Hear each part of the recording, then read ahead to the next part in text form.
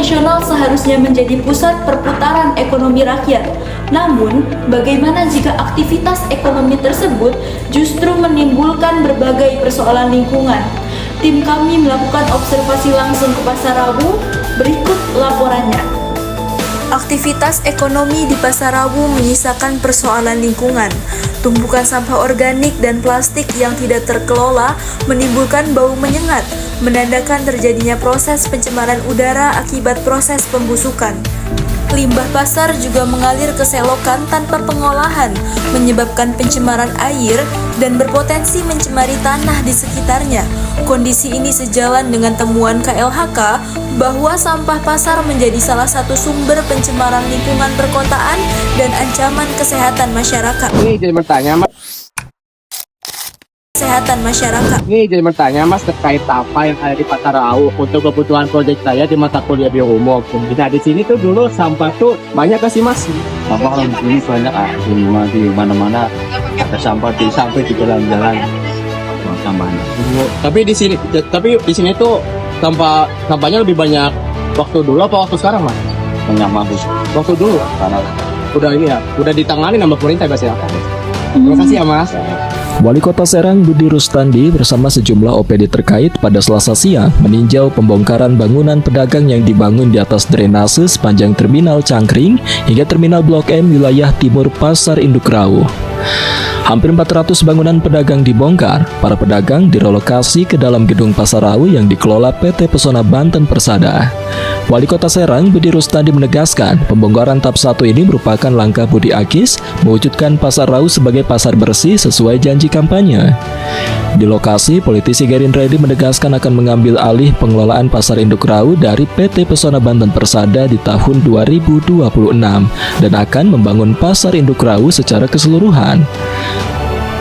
Budi juga akan melibatkan aparatur penegak hukum untuk pendampingan agar pengambil alihan pengelola pasar atau pemutusan kontrak kerjasama sesuai mekanisme aturan, karena kontrak kerjasama pengelolaan Pasar Induk Rawu dengan pihak PT Pesona Banten Persada berakhir di tahun 2029, sehingga Pemkot Serang bisa mengelola dan membangun gedung Pasar Induk Rawu secara keseluruhan untuk mewujudkan Pasar Induk Rawu sebagai pasar bersih. Tempat relokasi pedagang di dalam gedung Rawu Trade Center telah disiapkan PT Pesona Banten Persada dan telah dilakukan perbaikan. Kembali ini kita upaya pemerintah untuk mengambil alih Pasar Rawu menjadi milik pemerintah kembali. Paham ya? Nah, di situ nanti kita buat perencanaan perubahan karena kuncinya adalah perencanaan dulu agar kita lebih kuat. Dari sisi hukumnya agar kita tidak dipetun, ya kan? Ambil alih artinya kalau sudah diambil alih berarti kontrak dari PT Pesona Persada ini akan diputus. Ya. Tahap kedua relokasi akan dilakukan terhadap pedagang yang berjualan di jalur pipa gas dipindahkan ke dalam pasar. Tidak hanya relokasi pedagang, Terminal Blok M dan juga Cangkring akan diaktifkan sebagaimana fungsinya sambil menunggu hasil kajian Dinas Perhubungan Kota Serang. Menurut PT Pesona, sebelum kita jauh-jauh hari memindahkan itu, beliau meyakinkan bahwa secara struktur ini kuat. Secara struktur ini kuat, nah tinggal perbaikan-perbaikan seperti lantai dan lain-lain. Karena bagaimanapun juga yang mengetahui kondisinya itu adalah PT Pesona. Kemudian pengelolaan Pasar Induk Rawu Kota Serang akan dilakukan pihak Pemkot Serang melalui OPD terkait dan kemudian dimungkinkan Pemkot Serang akan membentuk BUMD untuk mengelola pasar dan kini masih dalam tahap kajian. Dharma Wijaya, jurnalis Banten TV dari Serang, memberitakan. Kondisi Pasar Rawu kini terlihat lebih tertata dan relatif bersih setelah pemerintah melakukan relokasi dan penataan area dagang.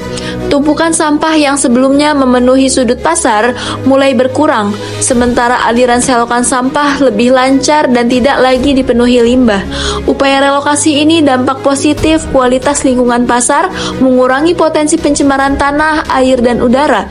Meskipun demikian, konsentrasi pengelolaan sampah dan kesadaran pedagang tetap menjadi kunci agar kebersihan pasar dapat terjaga secara berkelanjutan.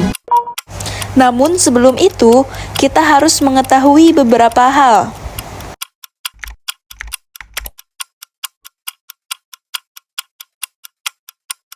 Pencemaran tanah adalah kondisi di mana tanah terkontaminasi oleh polutan kimia, biologis, serta fisik yang mengganggu metabolisme mikroorganisme tanah, merusak struktur ekosistemiotik, dan menurunkan kesuburan serta produktivitas tanah.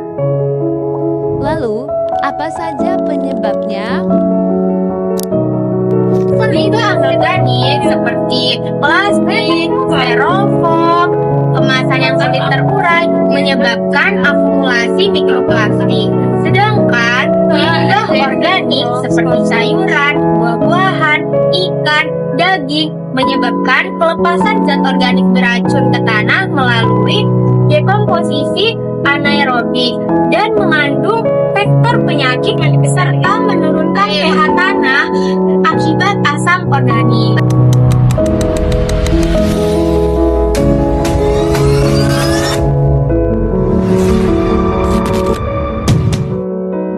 Jadi ya teman-teman, dampak pencemaran tanah terhadap ekosistem itu terbagi menjadi 3. Nah, yang pertama itu dampak pada tanah, yang kedua itu dampak pada biota, yang ketiga dampak pada manusia.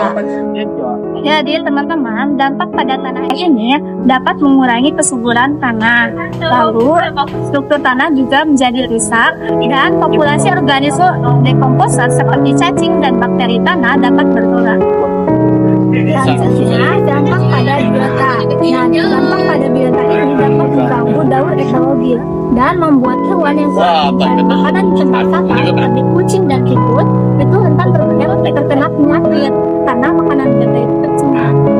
Yang terakhir, dampak pada manusia ini dapat menyebabkan penyakit seperti diare, leptospirosis, sampai dengan infeksi pada kulit, dan dapat menyebabkan bau yang mengganggu masyarakat sekitar. Nah, yang paling berbahaya, air tanah ini dapat tercemar oleh logam berat atau bakteri yang jika dipakai untuk minum atau mandi dapat memicu masalah kesehatan. Perubahan di Pasar Rawu membuktikan bahwa lingkungan pasar yang bersih bukan sebuah hal yang mustahil. Dengan pengelolaan sampah yang konsisten, pemilahan sampah organik dan anorganik, serta pengangkutan rutin, pasar dapat menjadi ruang ekonomi yang sehat dan berkelanjutan. Namun, keberhasilan ini tidak bisa berjalan sendiri. Peran pemerintah, pedagang, dan masyarakat harus terus berjalan beriringan. Karena menjaga pasar tetap bersih hari ini berarti melindungi lingkungan dan kesehatan generasi esok. Mari jaga ekosistem pasar, pasar tertata,